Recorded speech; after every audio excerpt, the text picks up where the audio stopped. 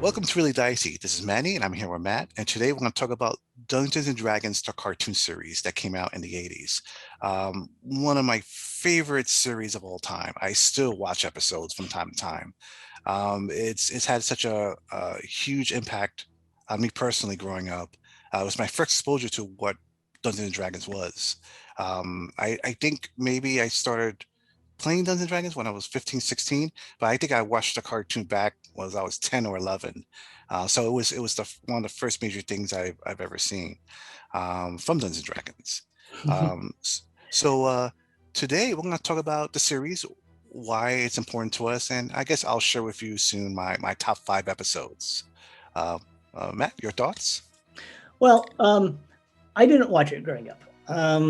I grew up kind of smack dab in the middle of Satanic Panic, so so I didn't have a. I was kind of a late comer to D&D, but I have since gone back and watched the episode, watched the series, and it really is fascinating. Even though I didn't even though I didn't see the series, I did see 80s cartoons, so it was nostalgic in that way. And it was very interesting to see all the D&D tie-ins, all that sort of stuff. So yeah, it's a really fantastic piece of D&D history.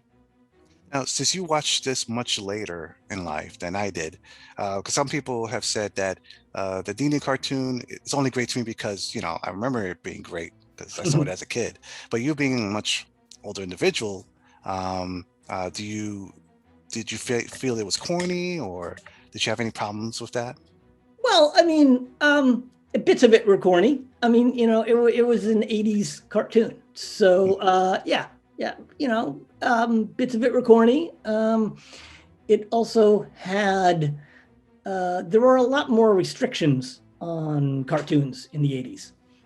There were a lot of parents' groups that were always griping about violence and things. Um, so, I immediately noticed that one of the characters is a cavalier, right? But he doesn't have a sword. In fact, nobody has any swords. The bad guys have swords. Um, but the cavalier had a shield. And, also this cavalier named Eric was the spoiled rich kid, and everybody else was really mean to him. And but he was abusive and kind of snobby, and he was always wrong. He was always proven to be wrong, and that turns out to be a direct result of the parent pressure groups. The writer of the show actually said that Eric's personality um, was an attempt by these groups to push the then social narrative that the group was always wrong, right, and the individual was always wrong. Hmm. And, which is you see that a lot in 80s cartoons. It comes up all the time. The groups are right, and individuals are wrong. You should go with the group. So in that way, it did seem like a product of its time. But It's funny with D&D groups, it's sort of almost sort of the same because if you have a group and one person wants to go the other way, we try to talk them out of it because we don't know what's going to happen to that individual if they go to that dungeon by yeah, themselves. exactly. It was pretty interesting to see. It was. I did a little bit reading about the show. Gary Gygax is listed as the co-producer. The show ran for 3 seasons from 1983 to 1985, which puts it smack dab in the middle of Advanced Dungeons and Dragons First Edition. The characters on the show, some of the classes are Cavalier, Barbarian, and Acrobat. Well, those are all from Dragon Magazine. The Cavalier, the Barbarian, and the Thief Acrobat were all originally introduced in different Dragon Magazine's articles, and later they were in Unearthed Arcana, which came out in 1985. So, there's all sorts of interesting tie-ins. Although, you notice a few things right away. the Cavalier doesn't have a mount. Cavaliers are mounted aristocrat fighters, and he doesn't have a horse at all. No mount at all. Bobby the Barbarian, the youngest kid, he never rages, and I've been trying to work that out. I'm trying to remember if early barbarians raged. Was that a thing? Do you remember in first First edition? edition.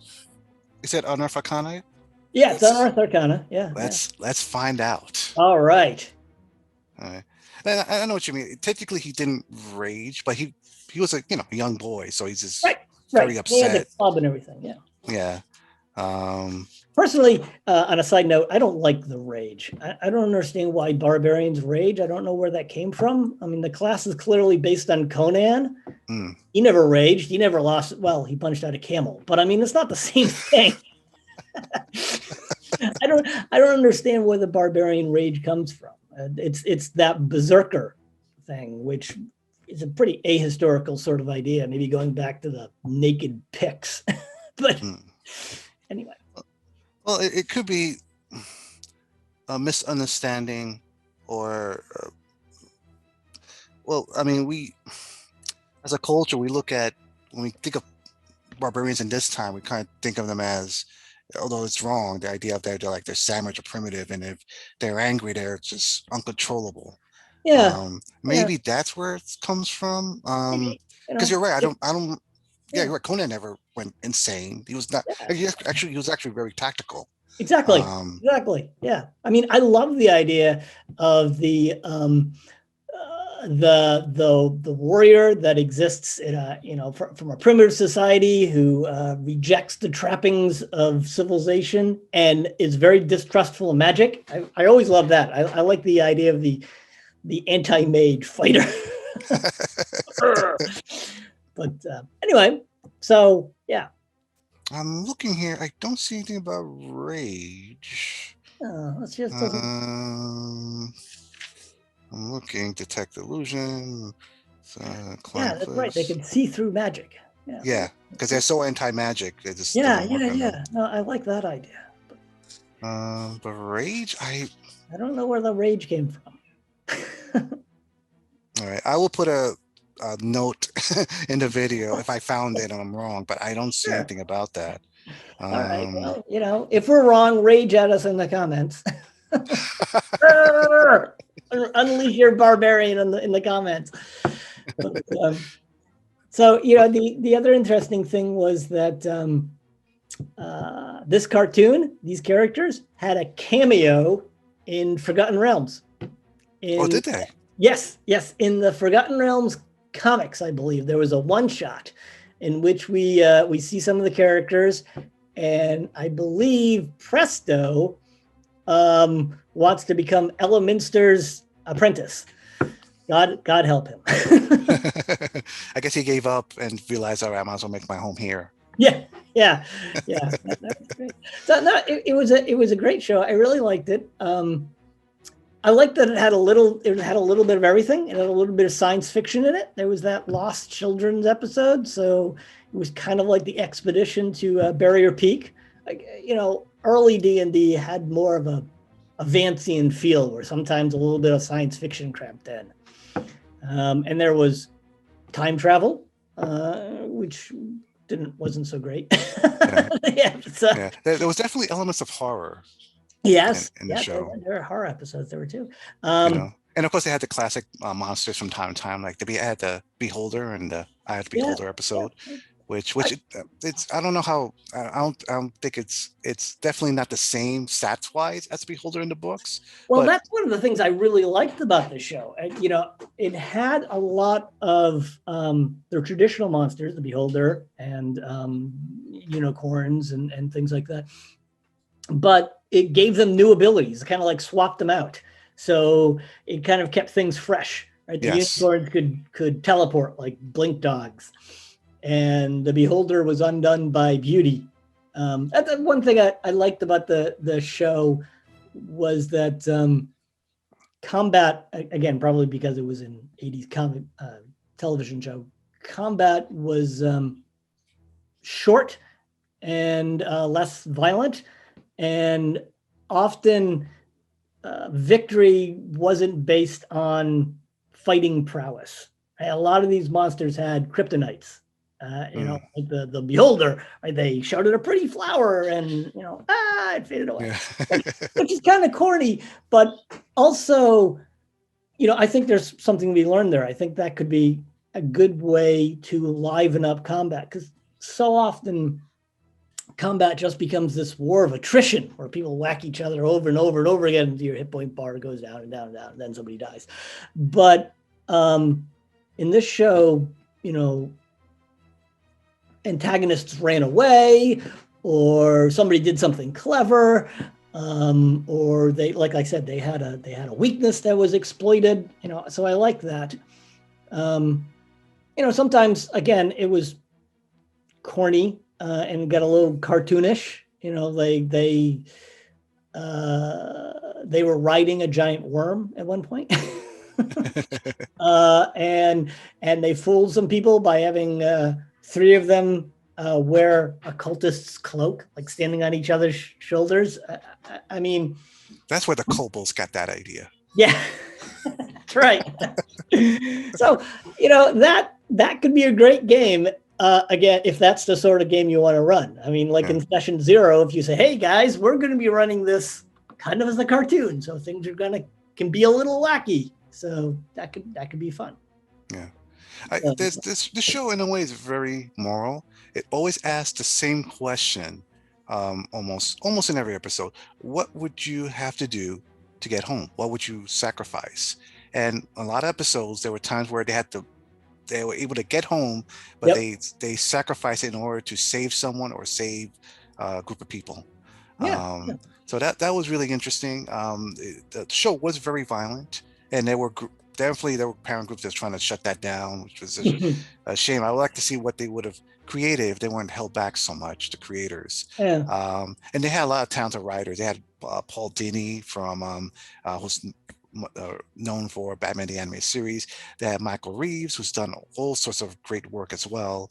And so yeah, this show. Oh, well, I think what made the show that there's a lot of different factors. One, monsters, lots of great monsters, a lot of variety of monsters. Even Yeah. though Avenger was the recurring main villain over and over again, there was always a different type of monster they featured, from bullywogs to orcs and so forth. Yeah. Yeah. Um, also, they had the riddle aspect, and every episode that begins, the dungeon master shows up and gives them a riddle for their adventure. Yeah. So because in every episode they're trying to find a way home. Yep. So that was kind of cool because you were as they were going through the adventures, you as a viewer were trying to figure out what was the meaning behind the riddle. And some of them were pretty easy and corny, and some of them were actually like pretty innovative, in my opinion. Whenever I have adventures set up, I try to have like a riddle as well, like something mysterious for them Mhm. to solve. So it's not just all hack and slash. There's something they have to really think through uh, in my adventures. Yeah. Yeah. I like Yeah. that. I like that. Yeah. Speaking of Dungeon Master, let's talk about Dungeon Master.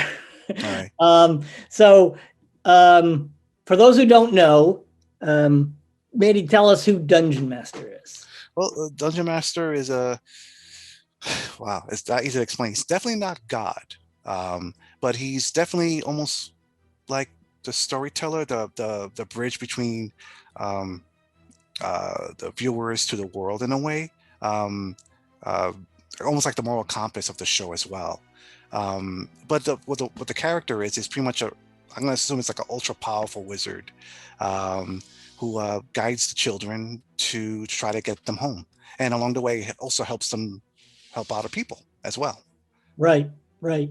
You know, Yeah. but I think if looking back at it, I think his role also is to teach them lessons besides just trying to get home. Yeah. He's a very interesting character because particularly if you come to the show like I did a little bit later, right? You have a very specific idea of what a dungeon master is.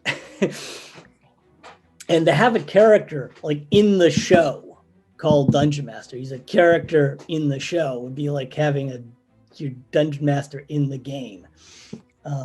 as a character, and he's not a DMPC, which you know you you might know Hmm. the infamous idea where the dungeon master also has a player character, which is usually disastrous. But this guy was actually both the dungeon master and the character.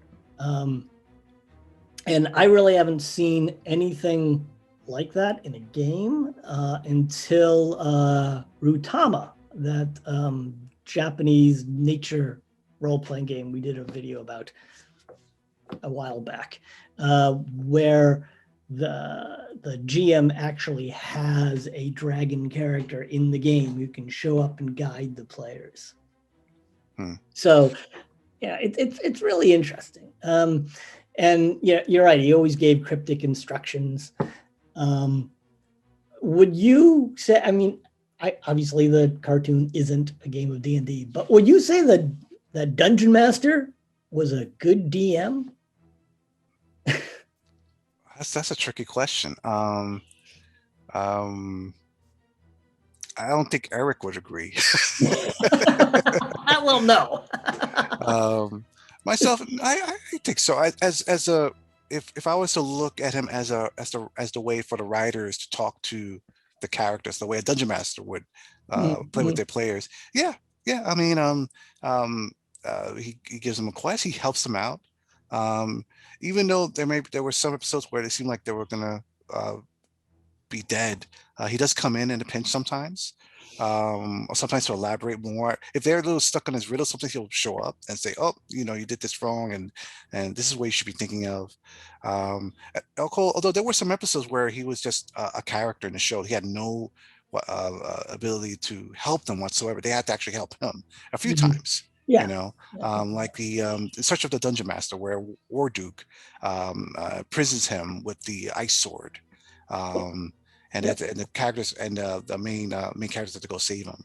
Um, so I mean, I want to say yes. I mean, if you look at it, especially at the unreleased final episode, Requiem, and how it's supposed to end, then yes.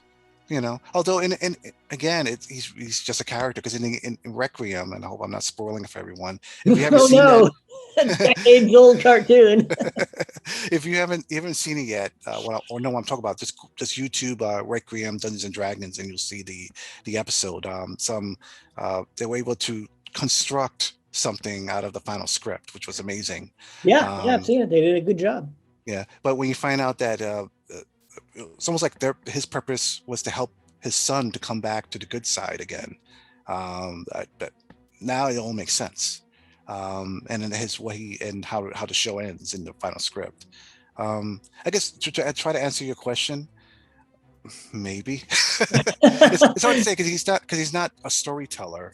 He's a character, but storyteller, and sometimes he is the quest. It's hard. It depends on the writer. Right. No, that's true. Let's see. How would Dungeon Master himself ask that question? The He best probably storyteller is one who does not tell the story, or something yeah, cryptic. and then he'll turn around and disappear. Like what? Wait. Oh, where'd you go, Dungeon Master? All right. Well, since we're talking about adventure, let me share with you my top my top favorite episode, my top five favorite Please episodes do. for Dungeons and Dragons the cartoon series. And it was hard. I admit there was at least 10 episodes that I had to like think about and like was this better than this one? Because I tend to like them for different times, at different eras of my life. Um, so I guess right now this will be my top five for for this century, for Right. this decade. Um, Number five, the dungeon at the Heart of Dawn. Oh yeah. Um, that's a pretty. Um, I guess that's the one episode I would say is the most horrifying than all the episodes because the dungeon master loses his powers. They're hunted down by a Satan-like figure. Um, they don't say his name, but they kind of hint at it. And Avenger loses his powers. They have to work together with him, and they have to get to this device so they can get Dungeon Master back his powers. It's very intense episode because I don't, unlike the other ones, if something went wrong, maybe the Dungeon Master may step in and help out. They had no parachute this time, so Yeah, they that had to be was really careful. pretty wild. That dark force they unleashed was just unstoppable. It was this huge storm of evil that was raising the planet. That was tough. All I Yeah. can say though is that if that was in the box, Dungeon Master really should have been a little more clear about don't open the box. Indeed, indeed. That was Give his. me a little warning label, Number four, ironically enough, called The Box. Oh, I love Um, that. Yeah. yeah, that was a great episode. I love that that there's this magic item, this chest that you put it in some place around and it takes you to someplace different. And by accident, they were trying to use this box to try to get back home. And by accident, they got the wrong spot. Well, not accident, they were tricked by Yeah. illusion, by Avenger. Yeah. Yeah. And they opened the box, this weird, crazy dimension. It was like almost Dolly like. And then there was this huge bee monster, and they ran out of there. That was awesome. And then you find out that if you put it in a certain place, it could get home. And Venture went to their home world and went to destroy it, so they had to go back to stop him, and they lost their Yeah. chance. That was pretty But cool, actually. I yeah, I made a list of things to just steal from the show, like great mm, ideas, and that box was in it. Just to be clear, it's a box that contains. Sometimes it just contains whatever you put in it, and sometimes it contains stairs to go down the different worlds. But the context of the box, the contents of the box, is determined by its physical location. So if the box is on one side of the room and you put a puppy dog in it and you pick the box up and move it to the other side of the room, the puppy dog is gone until you pick the box up and move it back to where it was when you put the dog in, which is just a mind-blowing idea. Yeah. yeah. Look, great episode. Um, Number three, City at the Edge of Midnight. Mm. Um, this is the one episode that I've actually made a story out of for my players. Mm.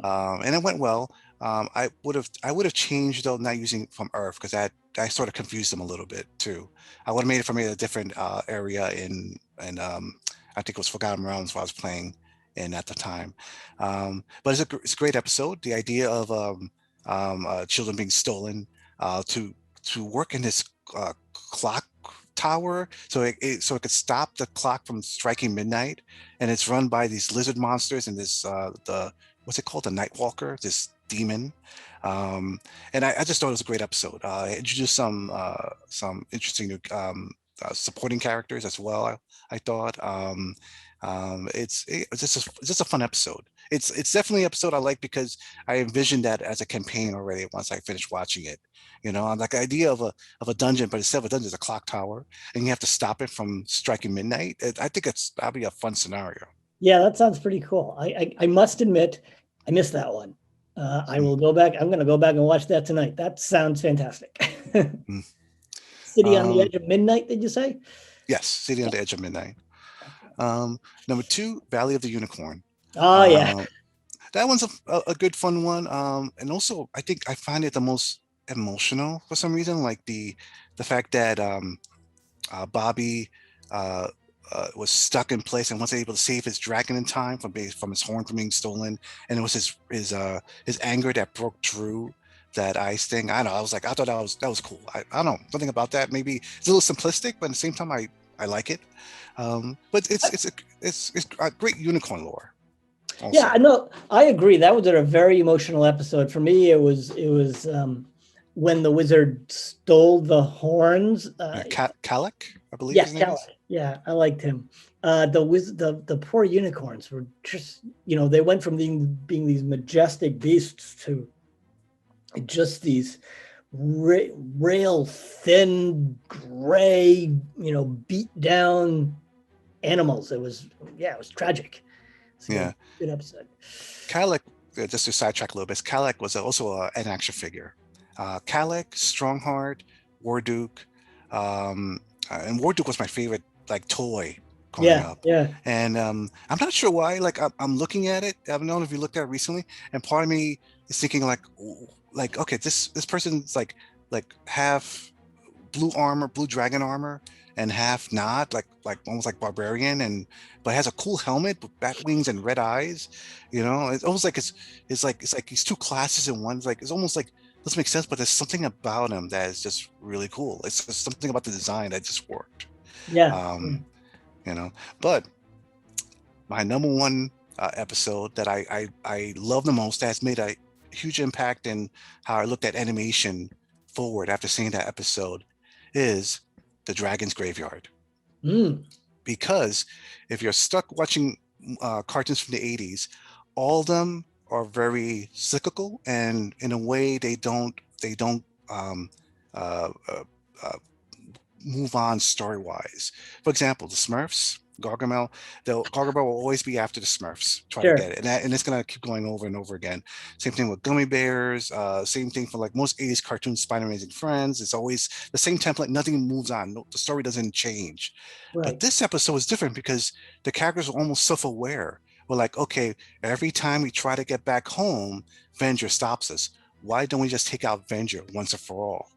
And that to me, when I saw that, I was like, yeah, that makes sense. Why don't you do that? And the fact that they just planned, they got Tiamat to work with them. They Dungeon Master wasn't happy about it. It's probably the first time Dungeon Master did not agree with their plans and try to talk them out of it. And he sort of went along with them, but he was sort of disappointed in them. And they did it. They beat Venger. They got him in the Great Dragon's graveyard. Their weapons were stronger than ever before. They had a chance to kill him, and they don't. And it was such a and it's a hard episode in a sense because it's like this is it. They could just finally go home, and all they do is kill him, and they don't do so, and they realize that by doing so they would lose a part of themselves, and it's like almost like showing how desperate they are to want to go home. Hmm, hmm. And and the episode ends with the dungeon master coming in and says, hey, you've I forgot the great line he said, but something like you've made your first big step in going home.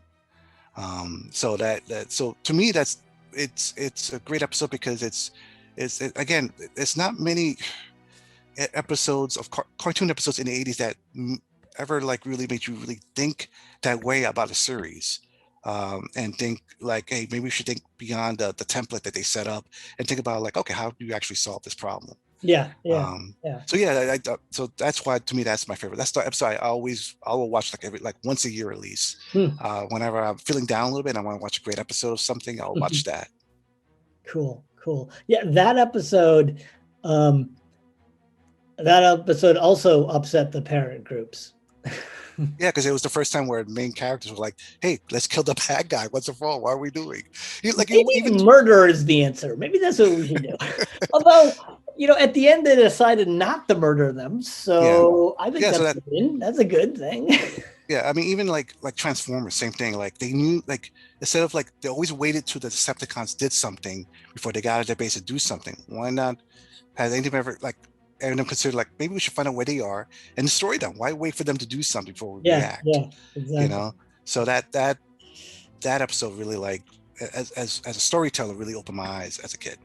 So Um, let's talk about what I mean, what Dungeon Masters can still mine from these episodes. 'Cause I think there's still a lot of great things. I'm surprised that almost said TSR, Wizards of the Coast doesn't make like a source book or something about this show because there's a lot of like great elements, magic items, variations of monsters that they can use for like stories.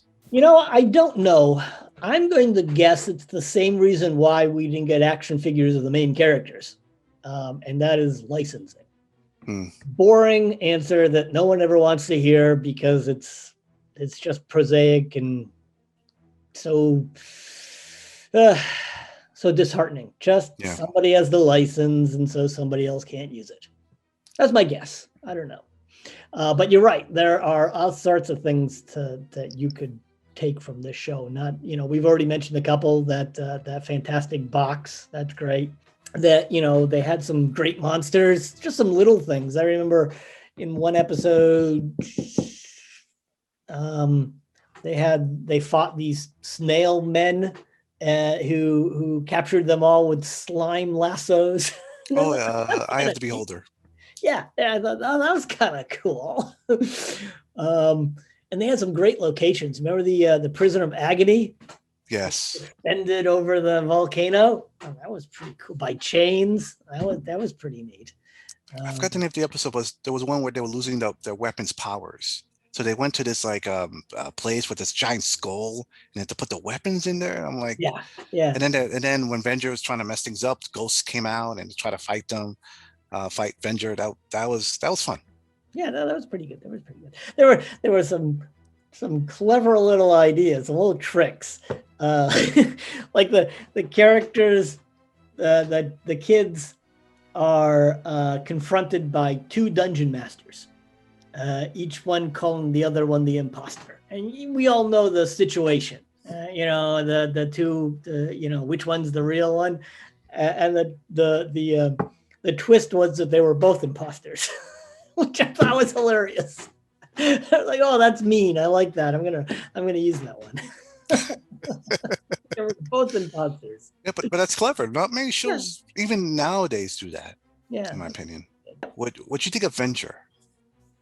Um, okay, the absolute first thing I have to say is that one horn on the side of his helmet. I think that was a bad design decision. He just looked lopsided. It's like he's gonna fall over. I just, I just didn't like that. And also, not to pick on him, but he had fangs, but for most of the show, the fangs were like the two front teeth, so he Yeah. kind of looked like he had an overbite. I don't know. Fangs look better on the side of your mouth than right out sticking out the front. Hmm. Maybe um, because he wasn't. Maybe because if you watch Requiem, he wasn't like fully evil just yet. He was yeah, close. yeah, yeah, It could be that. I mean, I think he's a great character only because of especially because of the voice acting. yep, Peter Cullen, same yep. guy who does Optimus Prime, which is funny. It's like I didn't realize that 2 years later. Till like I listened to it, I was like, wait a second, let me check the credits. Um, but so I think he did a great job with that.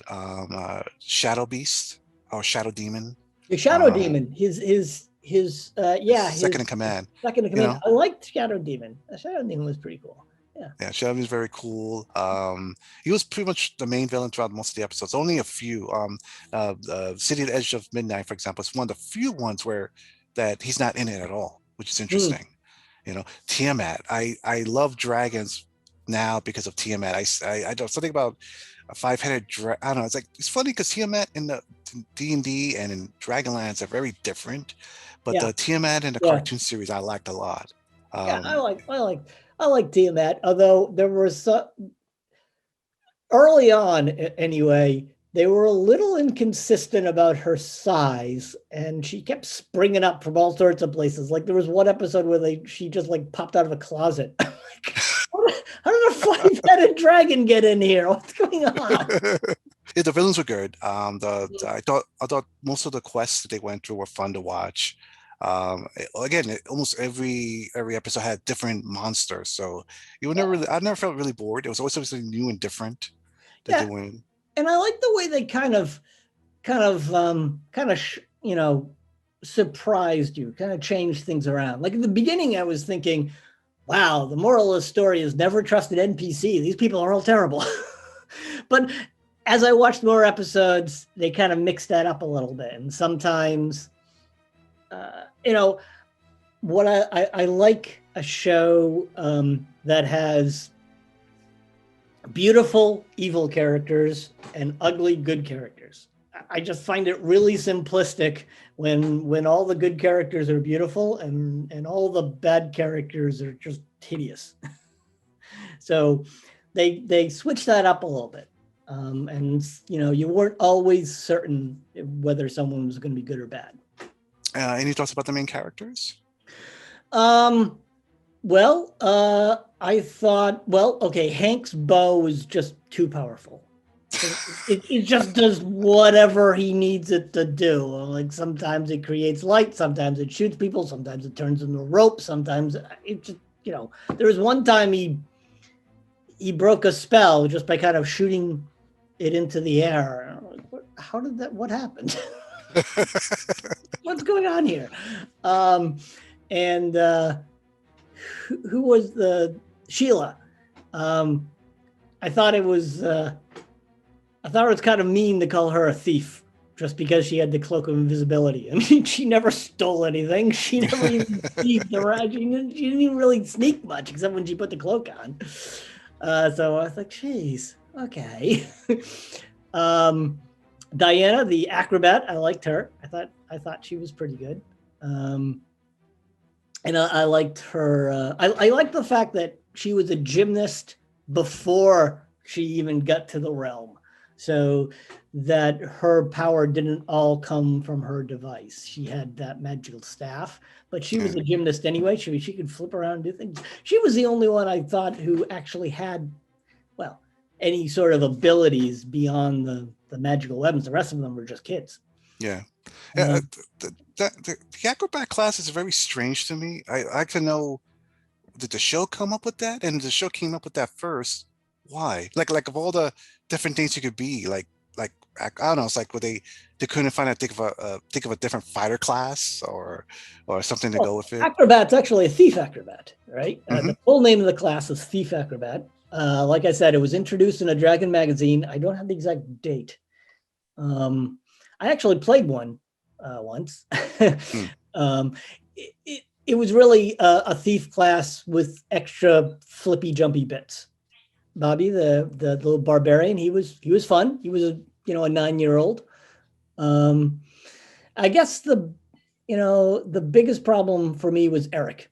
I was clearly not supposed to like Eric. He was the spoiled rich kid who, social norms of the time dictated was always on the outs because he didn't agree with the group. And sure, he was spoiled and he complained a lot and he was cowardly, but the rest of the kids were just so mean to him. I mean, just constantly, just every time, in that sort of casual way that kids can have. But it was always directed against him. They were never casually mean at each other. Hmm. So I always felt really bad for Eric. Hmm. Plus, like I said, he's a cavalier, but he didn't have a mount or a sword. Yeah, yeah. They did trying to cast him like the way would the best I could think of is Reggie from the Archies. This rich kid who thinks he knows everything, and of course he always has pie on his face because you Yeah, and know, then they all, the butt, the he was the butt of almost all the jokes. Like, haha, let's laugh at him. So yeah, I don't know. Like I said, it was a product of its time, but yeah. Presto's a very interesting character. He has a hat that pretty much is a yep. wish spell every time he uses Yeah, it. yeah, And the DM always messes with like, oh, I need this weapon, and it becomes something that is a pun of something. Was it what was it? It was I forgot what episode it was, but he was like, um, help me so that they won't that I won't be able to see them or something like that, and it puts like a pail or something on his head. Like, okay, yeah, technically, yeah, you won't be able to see them or have them yeah, disappear. yeah. His magic hat was a joke. Mm. It was there to be a joke until it wasn't, and then it was there to save the day. So, but he Mm. was a fun character. I liked him, and I loved the fact that he stayed behind. Um, in in Requiem, I was reading about it. I don't know if that was the original ending that the script writers wrote, because the script writers wrote the ending to be open ended. So it Yeah, was it was they were hoping to get another season of the show, and so they wanted to write an ending that would be both an ending the season 3 and the series if needed to be, but also could be a continuation for a season 4. And it turns out it was canceled and they didn't even get to put the episode on. But in the fan animated version, Presto stays in the realm and becomes, well, he becomes Venger's apprentice, the new reformed Venger. yeah, Because in one of the earlier episodes, Venger pretending to be Merlin had taken on Presto as a apprentice. That's right. Yeah. Yeah, I thought it was pretty cool. I liked him. He was pretty good. Yeah. Um, yeah, they had a you know I don't know if that would actually work as a party.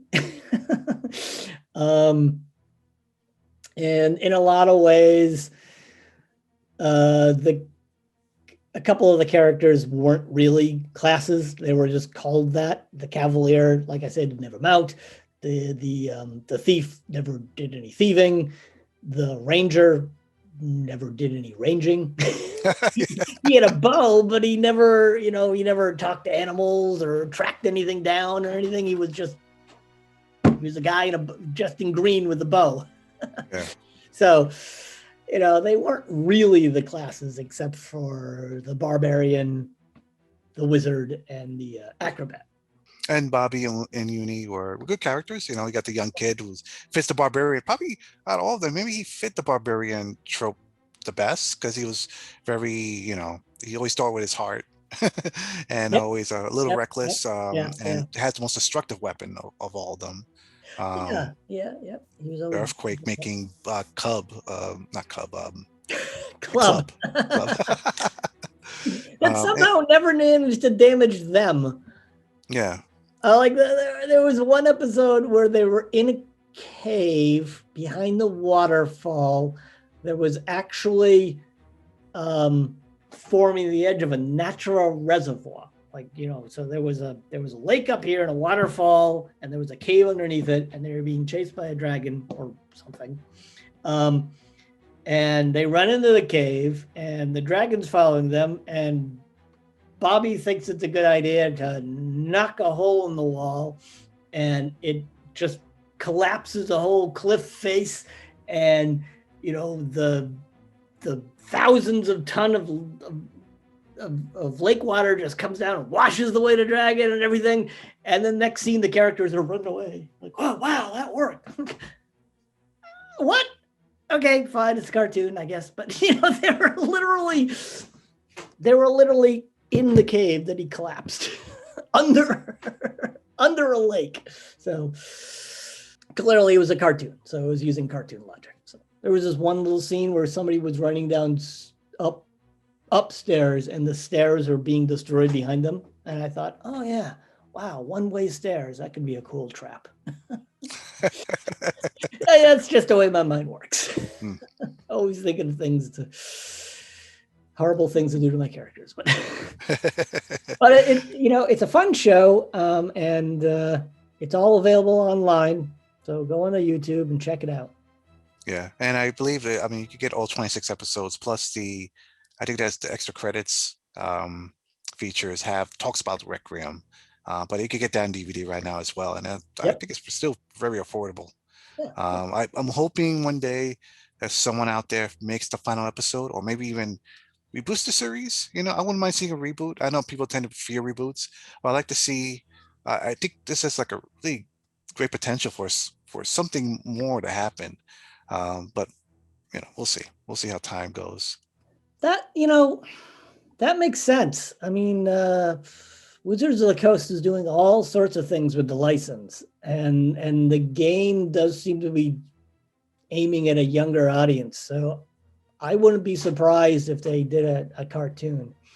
I just hope I hope they make it a sequel. Yeah, that'd be nice. That would be fantastic. Like Presto is grown up, and is an NPC. He's, and it's a new group of kids or something. That would be good. Presto could be the new dungeon master or something. Oh, that's actually a great idea. When you're watching the fan made Requiem, after the credits, there's an after credits scene where there's a sign hanging from a tree that's pointing off screen and says "To Presto's Castle." I thought was really awesome. So Presto goes on to become a wizard. That would be cool. Yeah, I'd like to see that. That'd be neat. Indeed. So, anyone watching this, let us know what you think is your favorite episodes, favorite moments from the show. Hope you enjoyed the segment, and I guess that's it. So be safe out there and have a good day. All right. Take care.